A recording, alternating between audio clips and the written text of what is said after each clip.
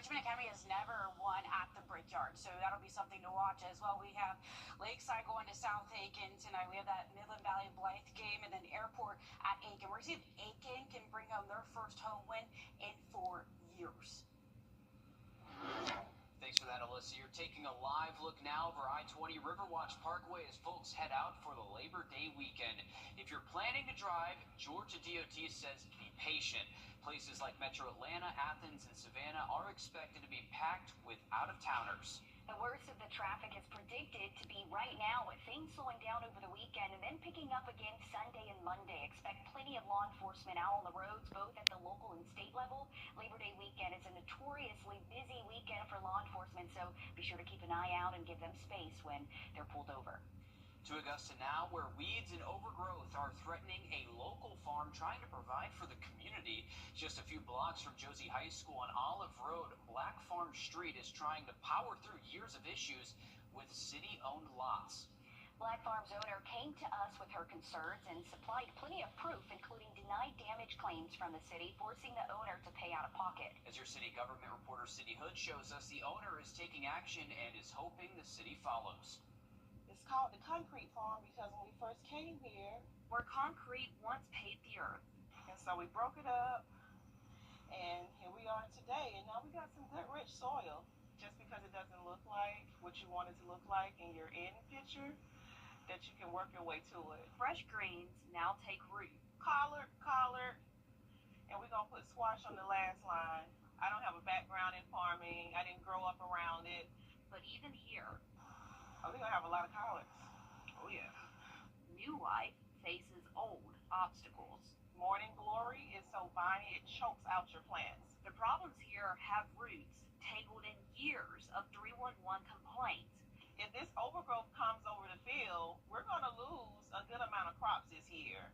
And people are depending on this produce in November and December to go to their homes to feed their families. Overgrowth from the creek bordering the property, damaging the crops LaShondra plants in order to feed families. Our entire field of watermelons and cantaloupes started out beautifully. Our campers came out to see it, and then boom, they were gone. For her, the loss isn't about the crops. That's like the happiness of the community when they walk by. Every seed she plants here is on faith. If God leads me and I know where I'm supposed to be, I follow. She's turning that faith into a proposal, asking city leaders to let her maintain their property. Absolutely, I'm willing to do that. Even in loss, the mission is clear. I may not know exactly the totality of why I'm here and why we started this, but for right now, I see the purpose. I see the need. At the concrete farm, even broken ground can grow life. Now, LaShondra is leaving it to those in charge to decide if it can continue to thrive. In Augusta, Sydney Hood on your side. Robinson tells us she met with city leaders this week to discuss her maintenance proposal. There's no word on when it'll come up in commission, but we will continue to follow. In the meantime, if you want to get involved with the Blackstreet Farm, they're always looking for volunteers. You can find that information on our website, wrdw.com. And new today, a hearing date is officially set for Sheriff Alfonso Williams' lawsuit. We're out here at Game of the Week. You can see behind me, Strong Thurman has made its way out here, and we're looking for a great game tonight. It's a great day to have a great day and under the lights. We'll be back with more weather.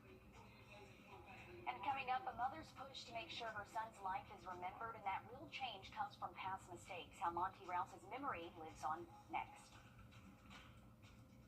Time and Temp, brought to you by your First Alert weather team. News 1226, honored with 4 Emmys and proud to be on your side. Thank you for trusting us with your stories. In damages. Nearly 1,400 people lost their lives as a result of the storm. We've told you how one local mom is serving as an advocate for cardiac arrest awareness after her son's passing. 13-year-old Montrell Rouse, also known as Monty, went into cardiac arrest during a basketball game in November of 2023 and later died at the hospital. Since then, his story has caught the attention of both state and local leaders, and with his birthday coming up next weekend, leaders are still working to make a difference today. Come next weekend, Sunday, September 7th, which is Monty's birthday, Stephanie Rouse will be standing alongside Columbia County leaders who will read a proclamation recognizing Monty's birthday as Childhood Cardiac Arrest Awareness Day. Georgia State Representative Gary Richardson will be there as well to read a resolution honoring Monty's life and memory.